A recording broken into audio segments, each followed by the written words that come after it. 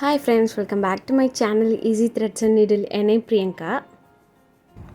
நம்ம இந்த வீடியோவில் ஒரு சிம்பிள் ப்ளவுஸ் எப்படி ஸ்டிச் பண்ணதுன்னு காட்ட போகிறேன். இதான் என்னோடய ப்ளவுஸ் மெட்டீரியல் எடுத்திருக்கேன். இது லைனிங்கு. ஆல்ரெடி நான் எல்லாமே கட் பண்ணிட்டேன். லைட்டாக மார்க்கிங்கும் பண்ணி வச்சுருக்கேன். என்ன ஷேப் போட போகிறேன்ட்டு சும்மா ட்ரையல் பார்த்தேன். இப்போ அதை காமிக்கிறேன். நெக்கோட ஹைட்டு பார்த்திங்கன்னா 10 கிட்ட வருது. நான் ஒரு 1/4 இன்ச் குறைச்சி எடுத்திருக்கேன். நான் ஸ்டிச் பண்ணிட்டா எனக்கு 10 வந்துடும். அதே மாதிரி நெக் வித்தும் மார்க் பண்ணிவிட்டு ஃபுல்லாக மார்க் பண்ணிக்கிறேன். இந்த இடத்துல நமக்கு லைட்டாக கர்வாக பேர்ட் மாதிரி வரும். அதுக்கு 3 இன்ச் இறக்கம் கொடுத்துருக்கேன். ஒரு 1.25 இன்ச்சு டிஸ்டன்ஸ் தள்ளி ஒரு மார்க் பண்ணிக்கலாம். அப்படியே லைட்டாக போட் மாதிரி போட்டு எடுத்துக்கலாம். இந்த ஷேப் நல்லா கர்வாக கொடுத்துக்கணும். இது கஸ்டமர் ஆல்ரெடி எனக்கு பிக் அனுப்பிச்சிருந்தாங்க. அது அப்படியே தான் நம்ம பண்ண போகிறோம். நல்லா ஷேப்பாக போட்டு எடுத்துக்கலாம். அவ்வளோதான், முடிஞ்சிருச்சு. கட் பண்ணி எடுத்துட வேண்டியது தான்.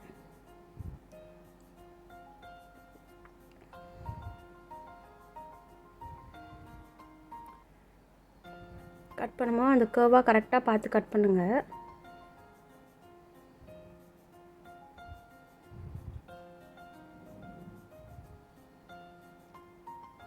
அவ்வளோதான், பேக் நெக் நம்ம ரெடி பண்ணியாச்சு. இது எப்படி ஸ்டிச் பண்ணுறதுன்னு காட்டுறேன். ஃபஸ்ட்டு ஒரு ஸ்டிஃப்னஸ்க்காக நார்மல் லைனிங் ஒன்று எடுத்திருக்கேன். நம்ம நெக்கு சுற்றி கவர் பண்ணுற மாதிரி சுற்றி ஒரு 1 இன்ச் இருக்க மாதிரி கிளாத் எடுத்துகிட்டு அதுக்கு மேலே ப்ளவுஸ் மெட்டீரியல் போட்டுக்கிறேன்.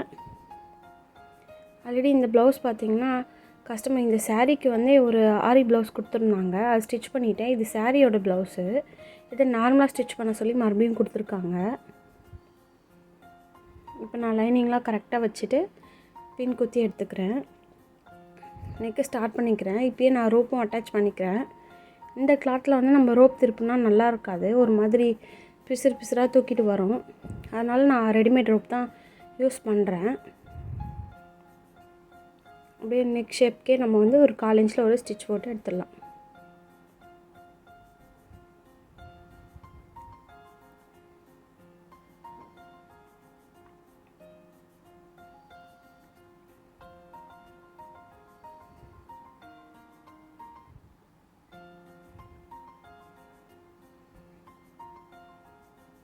இந்த கஸ்டமர் பார்த்திங்கன்னா நவராத்திரிக்காக ஸ்டிச் பண்ணுறாங்க. ஒரு 5 ப்ளவுசஸ் கிட்டே கொடுத்துருந்தாங்க. இதோட அடுத்தடுத்து வேறு பேட்டர்ன், எல்லாம் நியூ பேட்டர்ன்ஸ். ஒன்றா நான் ஸ்டிச் பண்ணும்போது அதனோட வீடியோஸ் உங்களுக்கு போடுறேன், பாருங்கள், யூஸ்ஃபுல்லாக இருக்கும். நம்ம நாட் வைக்கிற இடத்துல மட்டும் ஒரு லாக் தையல் போட்டுட்டு அப்படியே நம்ம ஃபினிஷ் பண்ணிக்கலாம். அவ்வளோதான், நம்ம ஸ்டிச் பண்ணி முடித்தாச்சு. பார்த்திங்கன்னா தெரியும், ஷேப் நல்லா நீட்டாக இருக்குது. இப்போ நம்ம சுற்றி இந்த 1/4 இன்ச் லைனிங் இருக்குல்ல, அதை விட்டுட்டு பேலன்ஸ் உள்ளதை நம்ம கட் பண்ணி எடுத்துடலாம்.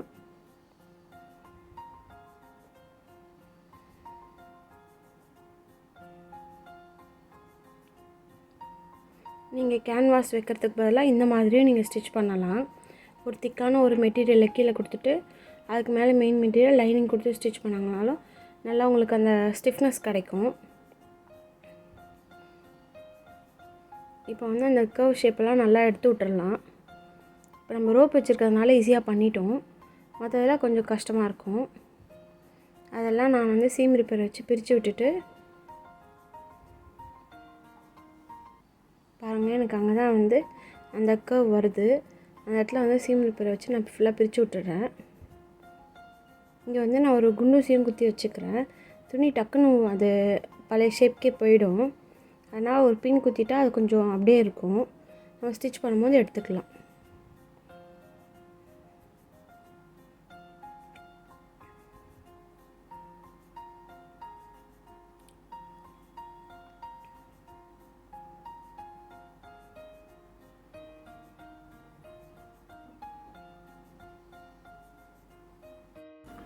இப்போ கரெக்டாக எண்டில் வச்சு ஒரு எட்ஜு ஸ்டிச் ஒன்று போட்டு எடுத்துக்கலாம். பாருங்கள், எங்கெல்லாம் நமக்கு அந்த ஷேப் வந்திருக்கோ அங்கெல்லாம் ஸ்டாப் பண்ணிவிட்டு அப்படியே கர்வாக கொண்டு போங்க. குண்டூசி மேலே நம்ம ஸ்டிச் பண்ணால் ஒன்றுமே ஆகாது, நீங்கள் எதுவும் பயப்பட வேண்டியதில்லை. கரெக்டாக கார்னர் வந்துட்டோடனே நான் அப்படியே நீடில் எடுத்து ஸ்ட்ரெயிட்டாக வந்து ஃபுல்லாக ஸ்டிச் பண்ணி முடிச்சிட்டேன். பேக் நெக் இப்படி தான் இருக்குது. இப்போ லைனிங்கை வந்து மெயின் மெட்டீரியலோடு வச்சு சுற்றி ஒரு ஸ்டிச் போட்டு எடுத்துக்கிறேன்.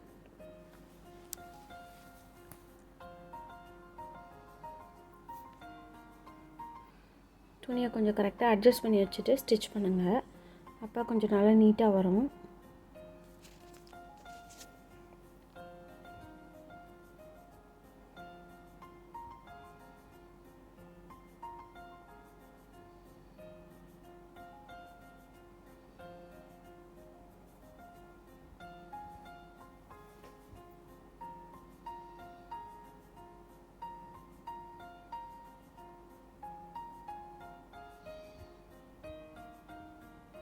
அவ்வளோதான், நம்ம சுற்றி எக்ஸ்ட்ரா உள்ளதெல்லாம் கட் பண்ணி எடுத்துடலாம். இப்போ நான் வந்து கீழே வந்து கிளாத் கொஞ்சம் கொடுத்துருப்பேன், அதை அப்படியே மடித்து நான் என்னோடய ப்ளவுஸோட எண்டை நான் ஃபினிஷ் பண்ணிக்கிறேன். நான் எப்போவுமே இந்த மாதிரி தான் ஸ்டிச் பண்ணுவேன். பார்டர் இருந்தால் நமக்கு வேறு ஆப்ஷன் இல்லை, நம்ம வேறு கிளாத் கொடுத்து திருப்பணும். பட் எல்லாமே ஒரே மாதிரி இருக்குது, எந்த டிஃப்ரெண்ட்டும் இல்லைன்னா நம்ம இது மாதிரி கீழே ஒரு 1.5 இன்ச் கிளாத் விட்டுட்டு அதுக்கு மேலே நம்ம ப்ளவுஸை ஃபினிஷ் பண்ணிவிட்டு மடித்து தைச்சிடலாம். இந்த மாதிரியும் ட்ரை பண்ணுங்கள், ஈஸியாக இருக்கும்.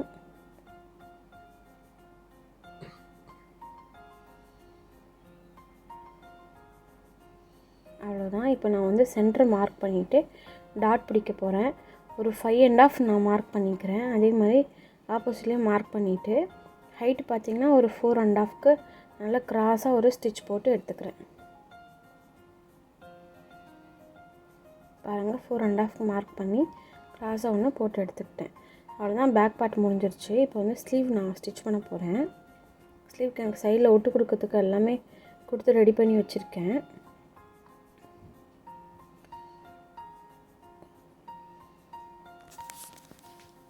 கரெக்டாக ஒரு 1/2 இன்ச்சில் ஒரு ஸ்டிச் போட்டு எடுத்துக்கிறேன்.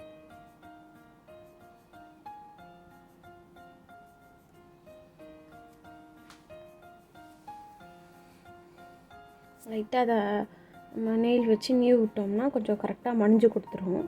இப்போ நம்ம சுற்றி ஒரு ஸ்டிச் போட்டுக்கலாம். கரெக்டாக எண்டு ஸ்டிச் கொடுத்துக்கிறேன், அப்போ பார்க்க ஃபினிஷிங் நல்லா நீட்டாக இருக்கும்.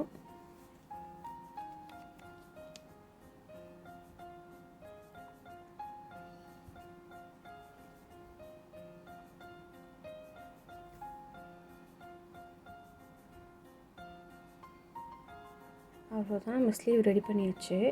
எக்ஸ்ட்ரா உள்ளதெல்லாம் இப்போ கட் பண்ணி எடுத்துக்கிறேன். உங்களுக்கு வேறு ஏதாவது டவுட் இருந்தால், வேறு ஏதாவது பற்றி ஸ்டிச் பண்ணுறதுக்கு உங்களுக்கு ஏதாவது தெரிஞ்சுக்கணுன்னா எனக்கு கமெண்ட் பண்ணுங்கள். கண்டிப்பாக அதுக்கான வீடியோ நான் போடுறேன்.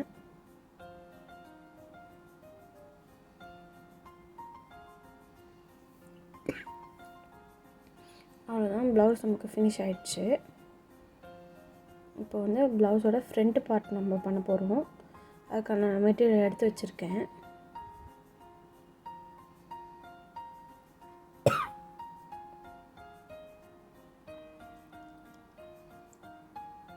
ப்ளவுஸை கரெக்டாக வச்சுட்டு ஃபஸ்ட் நான் ஓப்பன் பண்ணி விட்டுடுறேன். கரெக்டாக இந்த மாதிரி ஆப்போசிட் போடுங்க, அப்போ உங்களுக்கு கரெக்டாக வரும். ஃபஸ்ட் நான் வந்து நெக்கை வந்து ஒரு 1/4 இன்ச்சில் ஸ்டிச் பண்ணிடுறேன்.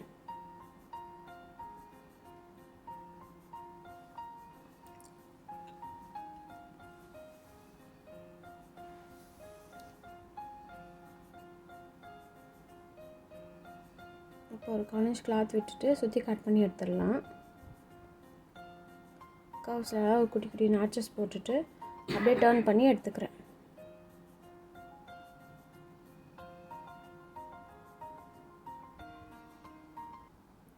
அப்படியே லைனிங் ஆப்போசிட்டில் வச்சுட்டு ஸ்டிச் பண்ண வேண்டியது தான்.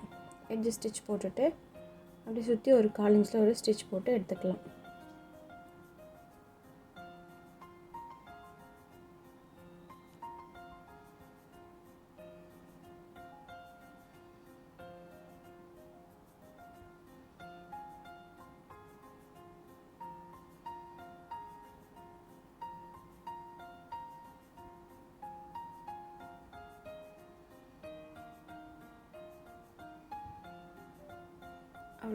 இப்போ டாட் பிடிக்க போகிறோம். கரெக்டாக சென்டர் பார்த்து நான் மடித்து எடுத்துக்கிறேன். மடிச்சுட்டு இங்கேருந்து 1.5 வித்து எடுத்துக்கிறேன். ஹைட்டு பார்த்திங்கன்னா ஒரு 3 கிட்ட எடுத்துக்கிறேன். அப்படியே க்ராஸாக ஒரு ஸ்டிச் போட்டு எடுத்துக்கிறேன்.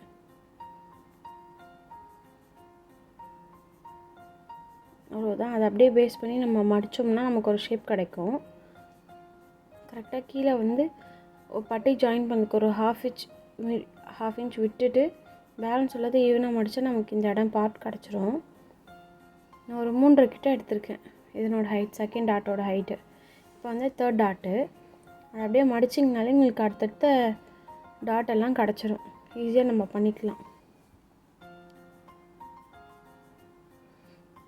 டாட்டெல்லாம் பொறுத்த வரைக்கும் நம்ம மார்க் பண்ணிவிட்டு ஸ்டிச் பண்ணுறது ரொம்பவே தலைவலியான வேலை.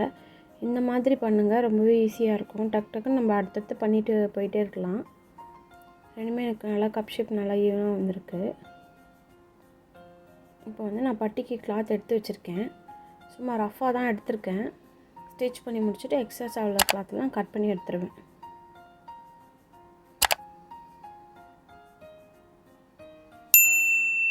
ஒரே ஈவனாக போடுங்க.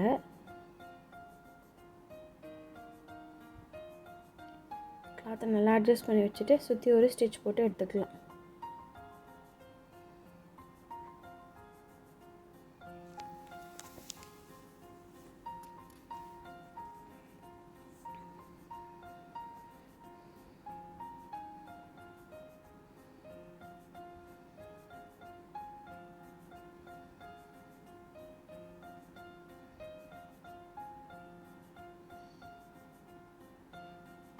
அவ்வளோதான், பட்டி ஸ்டிச் பண்ணியாச்சு. எக்ஸ்ட்ரா உள்ள கிளாத்லாம் கட் பண்ணி முடிச்சிட்டேன். இதை நான் வந்து கரெக்டாக எந்த இதுக்கு கரெக்டாக வருமோ அதை ஈவனாக எடுத்துகிட்டு அப்படியே ஜாயின் பண்ணிக்கிறேன். டாட்டா பேக் சைடுக்காக மடித்து விட்டுட்டு அப்படியே ஒரு ஹாஃப் இன்ச்சில் நான் ஜாயின் பண்ணிக்கிறேன்.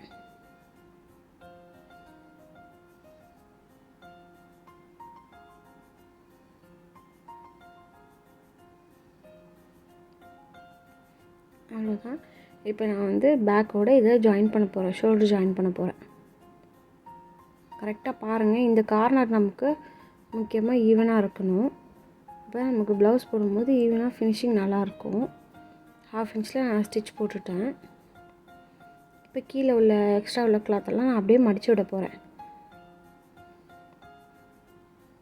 பாருங்கள், நான் கரெக்டாக வச்சுட்டேன். நான் இந்த மாதிரி தான் எப்போவுமே பட்டி ஜாயின் பண்ணுவேன். நான் எப்படி பண்ணுறேனோ அதை தான் உங்களுக்கு காமிச்சிட்ருக்கேன். இது நான் ஒரு பின் குத்தி எடுத்துக்கிறேன்.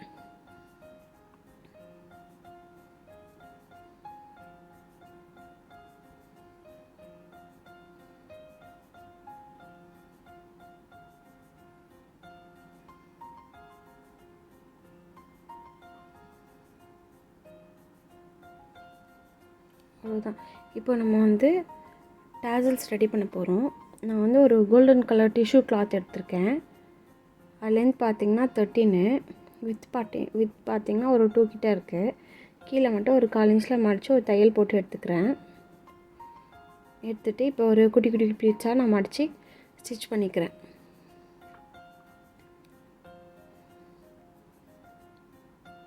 இது பார்க்கறதுக்கு அந்த ரோஸோட மொட்டு மாதிரி உங்களுக்கு பார்க்க ஃபீல் ஆகும்னு நினைக்கிறேன். எனக்கு அப்படி தான் இருக்குது.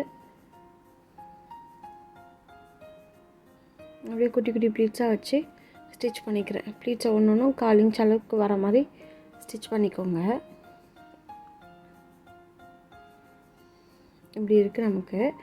இதை வந்து நான் ரோப்பில் மேலே வச்சுட்டு அப்படியே லைட்டாக சுற்றி எடுத்துக்கிறேன்.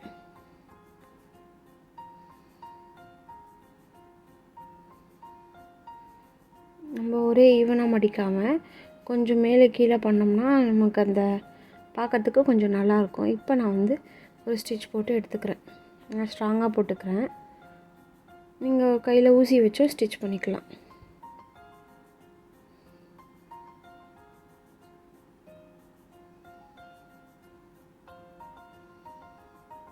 அவ்வளோதான், நமக்கு இது ரெடி ஆகிடுச்சு. இப்போ நான் வந்து ஒரு 3.5 கிட்ட ஒரு கிராஸ் பீஸ் ஒரு கிளாத் ஒன்று எடுத்திருக்கேன். சாரி, கிராஸ் பீஸ்ன்னு சொல்லிட்டேன். ஒரு ஸ்கொயர் கிளாத் எடுத்திருக்கேன். அதை நம்ம இந்த மாதிரி கோன் மாதிரி நம்ம எப்போவுமே ஆஸ் யூஷுவல் எப்போ இப்படி பண்ணுவோமோ அதே மாதிரி பண்ணிவிட்டு அவ்வளோதான். இப்படி வச்சுட்டா நமக்கு இந்த மாதிரி ஒன்று கிடச்சிரும். டாசல்ஸ் ரெடி ஆகிடுச்சு.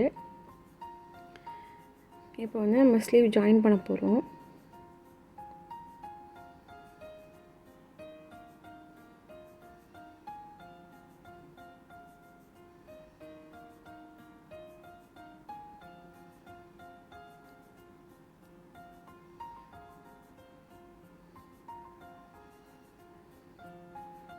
கால் பட்டு ஸ்டாண்டு கொஞ்சம் ஷேக் ஆகிடுச்சு, அதனால் வீடியோவுமே உங்களுக்கு ஷேக் ஆகிடுச்சு, சாரி.